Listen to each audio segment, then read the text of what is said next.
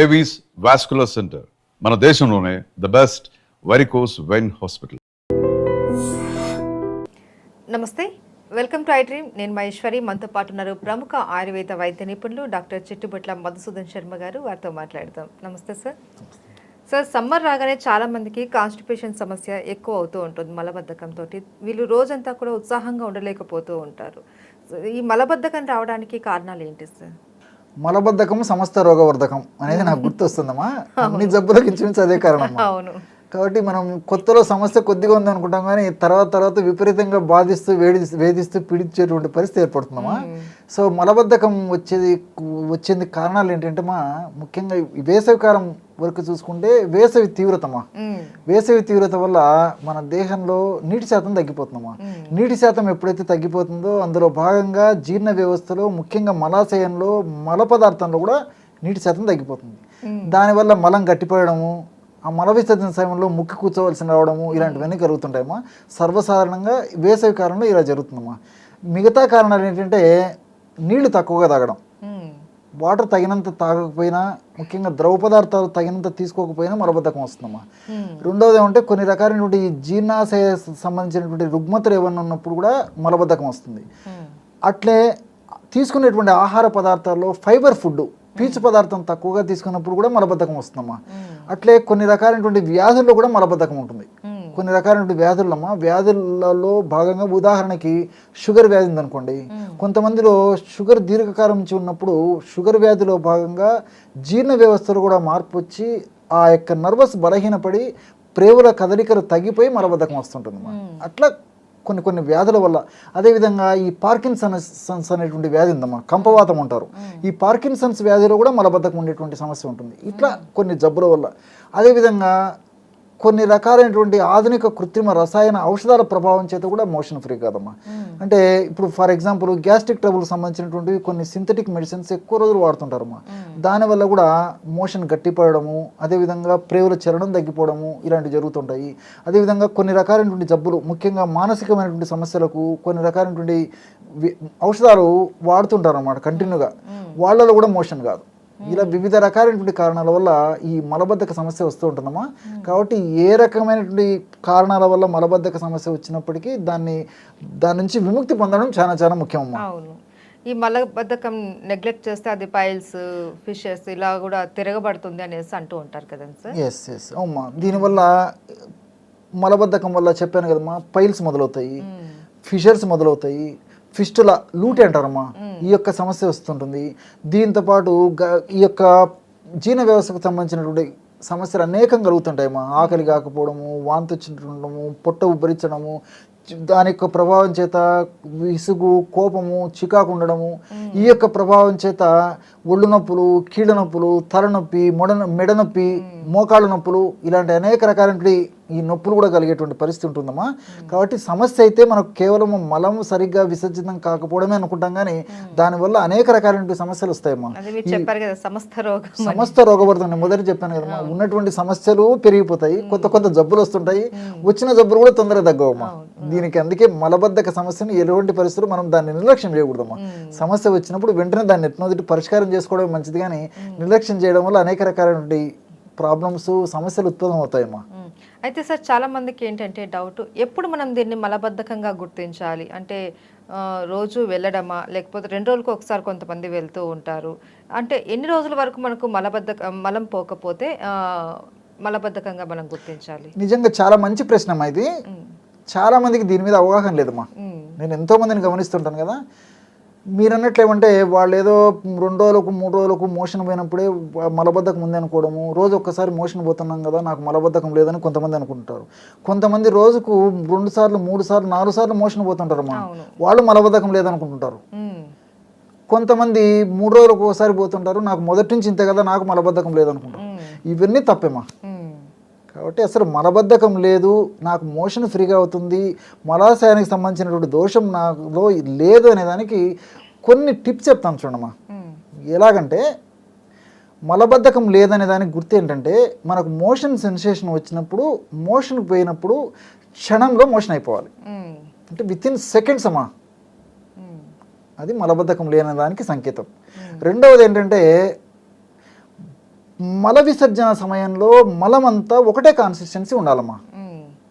చాలా మందిలో మలబద్ధక సమస్య ఉన్నటువంటి వాళ్ళల్లో ఫస్ట్ కొద్దిగా గట్టిగా వచ్చేసేసి తర్వాత లూజ్ కాన్సిస్టెన్సీ వస్తుందమ్మా, అది మలబద్ధకమే. చాలా మందికి తెలియదమ్మా. రోజు చెప్పాను కదమ్మా, రోజు 3 సార్లు 4 సార్లు పోయే వాళ్ళు కూడా స్టార్టింగ్లో గట్టిగా వచ్చేస్తుంది, తర్వాత లూజ్ వస్తుంది. వాళ్ళు ఏమనుకుంటారు, నాకు మోషన్ అయిపోతుంది కదా 3-4 సార్లు, నాకేం లేదు, అది మలబద్ధకం ఇదేమ్మా. అట్లా ఇది ఒకటి. రెండోది ఏంటంటే మోషన్ కూర్చున్నప్పుడు స్మెల్ ఉండకూడదమ్మా. మోషన్లో స్మెల్ ఉన్నా మలబద్ధకంలో అది ఒక లక్షణంగా భావించాలి. అదేవిధంగా చీము, బంక, జిగురు ఇలాంటివి ఏమి ఉండకూడదమ్మా. ఇవన్నీ కూడా ప్రత్యక్షంగా పరోక్షంగా మలబద్ధకం ఉందని దానికి గుర్తు. కాబట్టి ఇలాంటివన్నీ లేనప్పుడే మలబద్ధకం సమస్య లేదని చెప్పుకోవచ్చు. కానీ కేవలం రోజు ఒక్కసారి నాకు అవుతుంది, లేకపోతే రోజు 2-3 సార్లు అవుతుంది, లేదు 2-3 రోజులకు ఒకసారి నాకు మొదటి నుంచి ఇలా అవుతుంది కాబట్టి నాకు సమస్య లేదని అనుకోవడానికి వీల్లేదమ్మా. ముఖ్యంగా మలబద్ధకం ఉందా లేదా అని తెలుసుకునేందుకు ఈ లక్షణాలు మనం ఏ టెస్ట్ అక్కర్లేదమ్మా, ఏ పరీక్ష అవసరం లేదు, మనకే మనం తెలుసుకోవచ్చమ్మా. దాన్ని బట్టి మలబద్ధక సమస్య ఉంటే మాత్రం దాన్ని నిర్లక్ష్యం చేయకూడదు. అయితే సార్, పూర్వం రోజుల్లో అయితే ఈ ఫ్రీ మోషన్ అవ్వడానికి అట్లీస్ట్ మంత్లీ ఒక్కసారి అన్న ఏదో ఒకటి ఇంట్లో హోమ్ రెమెడీ చేసేవాళ్ళు పెద్దవాళ్ళు. ఇప్పుడైతే చాలా మందికి అవగాహన లేదు, ఏం చేయాలో కూడా తెలియదు. సో వాళ్ళ కోసం హోమ్ రెమెడీస్ ఏదైనా చెప్తారా? ఇప్పుడు ఎప్పుడో ఒకసారి చేసుకునే దానికి కొన్ని హోమ్ రెమెడీస్ ఉన్నాయమ్మా. అంటే మన పెద్దలు పూర్వకాలం వాళ్ళు పాటించినట్లు 2 మాసాలకు 3 మాసాలకు ఇలాంటి పద్ధతిలో ఎప్పుడో ఒకసారి మోషన్ ఫ్రీగా అయ్యేందుకు పాటించేసేటువంటి వైద్య విధానాలు కొన్ని ఉన్నాయి. ఆ మలబద్ధక సమస్య తగ్గేంత వరకు రోజు వాడేటువంటి వైద్య విధానాలు ఉన్నాయమ్మా. మీకు 2 చెప్తానమ్మా. సో ఎప్పుడో ఒకసారి 2 మాసాలకు 3 మాసాలకి మనం ఈ విరేచనానికి వేసుకొని ఆ మలబద్ధక సమస్య లేకుండా చేసుకోవాలంటే దానికి తెల్లవారుజామునమ్మా మనం పొద్దున్న నిద్ర లేచిన తర్వాత ఇంచుమించు ఒక 20 ml వరకు ఆముదం తీసుకోవాలమ్మా. 20 ml ఆముదము, ఒక 10 ml వరకు అల్లపు రసం. 10 ml ఆముదము, ఒక 20 ml ఆముదం తీసుకోవాలమ్మా. అల్లపు రసం ఒక 10 ml. దీన్ని ఉదయం పూట వేడి నీళ్ళలో కలిపేసి తీసుకోవాలి. పొద్దున్న నిద్ర లేస్తేనే వీలైతే 4-5 ఆ ప్రాంతంలో తీసుకున్న మంచిదమ్మా. సో ఇది తీసుకున్న తర్వాత ఇంచుమించు 2 గంటలు మహా అంటే 4 గంటల లోపు, 2 నుంచి 4 గంటల వరకు శరీర తత్వాన్ని బట్టి ప్రేవుల కదలిక మొదలయ్యి మోషన్స్ మొదలవుతాయమ్మా. 3 లేదా 4 కంటే కావమ్మా జనరల్గా. అయితే సార్, ఈ మలబద్ధక సమస్యకి హోమ్ రెమెడీ ఏదైనా ఉందా? చెప్తానమ్మా. ద్రాక్ష పళ్ళు చాలా అద్భుతంగా పనిచేస్తాయమ్మా. ఇప్పుడు ద్రాక్ష పళ్ళు అంటే మీకు మూగ సందేహం వచ్చి ఉంటుంది, తెల్ల ద్రాక్ష నల్ల ద్రాక్ష అని చెప్పి కామన్ కదమ్మా. చాలా మందికి డౌట్ వస్తుంటుంది. మనకి ఏది దొరుకుతుందమ్మా, నల్ల ద్రాక్ష ప్రిఫరబుల్. ఇప్పుడు నల్లది దొరకకపోతే తెల్ల ద్రాక్ష అని వాడుకోవచ్చు. సో ద్రాక్ష పళ్ళు వాడుకోవడం వల్ల చాలా త్వరగా రిలీఫ్ ఇస్తుందమ్మా, కంప్లైంట్ తగ్గిపోతుంది. సో ఎలా వాడుకోవాలంటే వాడేటువంటి ప్రాసెస్ చెప్తాను చూడమ్మా. ఒక 50 to 100 grams ద్రాక్ష తీసుకోవాలమ్మా, నల్లది కానీ తెల్లది కానీ. ముందు నీళ్ళతో శుభ్రం చేయాలి, ఎందుకంటే ద్రాక్ష మీద ఎక్కువ పెస్టిసైడ్స్ చల్లుతుంటారమ్మా. కాబట్టి కొంచెం నీళ్ళతో బాగా శుభ్రం చేసేసి వీలైతే ఒక 2-3 నిమిషాలు సాల్ట్ వాటర్లో నానబెట్టేసేసి ముందు శుభ్రం చేయాలమ్మా. చేసేసి ఆ 50 to 100 grams ఏవైతే ఆ ద్రాక్ష పళ్ళు ఉన్నాయో వాటిని రాత్రిపూట వేడి నీళ్ళలో వేసేయాలి. అంటే 200 ml కానీ 250 ml కానీ మనకు అవసరాన్ని బట్టమ్మా, అది మునిగేటట్లంతే, ఎంత అవసరమైతే వేడి నీళ్ళలో వేసేసి ఉదయం దాకా అలాగే ఉంచేసేయాలమ్మా. ఉదయం తీసేసి ఆ పదార్థం అంతా, నీళ్లు ద్రాక్ష పళ్ళు అన్నీ కలిసినటువంటి ఆ పదార్థం ఉంది కదమ్మా, దాన్ని మిక్సీలో వేసేసి బాగా జ్యూస్ తయారు చేసుకోవాలమ్మా. బ్రహ్మాండమైనటువంటి ద్రాక్ష జ్యూస్ తయారైపోతుంది అనమాట. ఆ ద్రాక్ష జ్యూస్ని ఉదయం నిద్ర లేచిన తర్వాత మోంగడిగిన తర్వాత మొత్తం తాగేసేయాలమ్మా. ఈ విధంగా తాగడం వల్ల ఏమవుతుందంటే చాలా మందిలో వితిన్ 1 hourలో మోషన్ అయిపోతుందమ్మా, చాలా మందిలో. సో ప్రతిరోజు ఈ పద్ధతిలో చేసుకోవాలి. ఈ విధంగా కొన్నాళ్ళ పాటు వాడుకోవడం వల్ల ఆ జీర్ణ వ్యవస్థలో ఎక్కడైతే ప్రాబ్లం ఉందో అదంతా రెక్టిఫికేషన్ జరిగేసేసి తర్వాత మనకు ఆ ద్రాక్ష పళ్ళ రసం తీసుకోకపోయినా మోషన్ ఫ్రీ అయ్యేటువంటి స్టేజ్కి వస్తుందమ్మా. అంటే కొన్ని జాగ్రత్తలు కూడా తీసుకోవాలి, ఫైబర్ ఫుడ్ ఇట్లాంటివి ఎక్కువ తీసుకోవాలి, నీళ్ళు ఎక్కువ తాగాలి. ఇంతకుముందు చెప్పాను కదా, ఆ కారణాలకు సంబంధించినటువంటి ఇబ్బందులు తొలగించుకుంటూ దీన్ని జస్ట్ ఒక వారం 10 రోజులు వాడుకున్నా సరిపోతుందమ్మా, ఎక్కువ రోజులు కూడా అవసరం లేదు.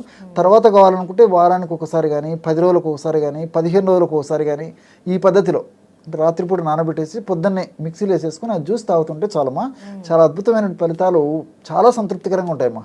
కాబట్టి ఒకవేళ 2 సార్లు 3 సార్లు ఒకవేళ మోషన్ అయ్యేటువంటి టెండెన్సీ ఉంటే ద్రాక్ష పళ్ళు డోసుని తగ్గించుకోవాలి. జనరల్గా 50 గ్రామ్స్ నుంచి 100 గ్రామ్స్ వరకు కూడా ఎక్కువ మందికి ఏం కాదమ్మా. అట్లా ఉన్నప్పుడు మినిమం కొంచెం తగ్గించుకుంటే సరిపోతుంది అంతే.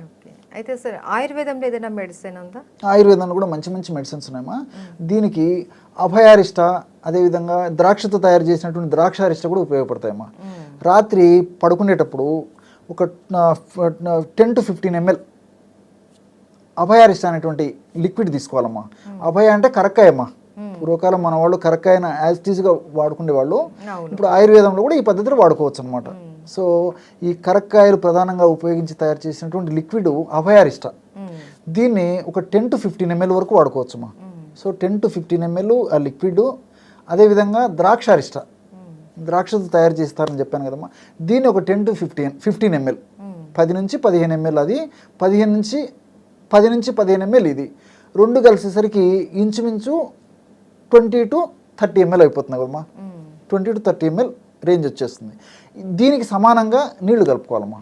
నీళ్లు కలిపేసి పడుకునేటప్పుడు సేవించాలి. ఈ విధంగా రోజు ఒక్కసారి చేయడం వల్ల ఆ యొక్క మలబద్ధక సమస్య తగ్గిపోతుందమ్మా. ఎటువంటి హాని ఉండదు. అన్ని సైడ్ బెనిఫిట్సే. ద్రాక్షలో సైడ్ బెనిఫిట్స్ ఉన్నాయి. అదేవిధంగా కరక్కాయలు కూడా కన్నతల్లిలా కాపాడేటువంటి కరక్కాయ కాబట్టి కరక్కాయ వాడుకోవడం వల్ల కూడా కేవలం మలబద్ధక సమస్య తగ్గిపోవడమే కాకుండా శరీరానికి అనేక విధాలు కూడా ఉపయోగపడుతుందమ్మా. అనేక రకాలైన సైడ్ బెనిఫిట్స్ ఉంటాయి కాబట్టి దీర్ఘకాలం వాడినప్పటికీ ఎలాంటి ఇబ్బంది ఉండదమ్మా. Okay, thank you so much sir. నమస్తే అమ్మా.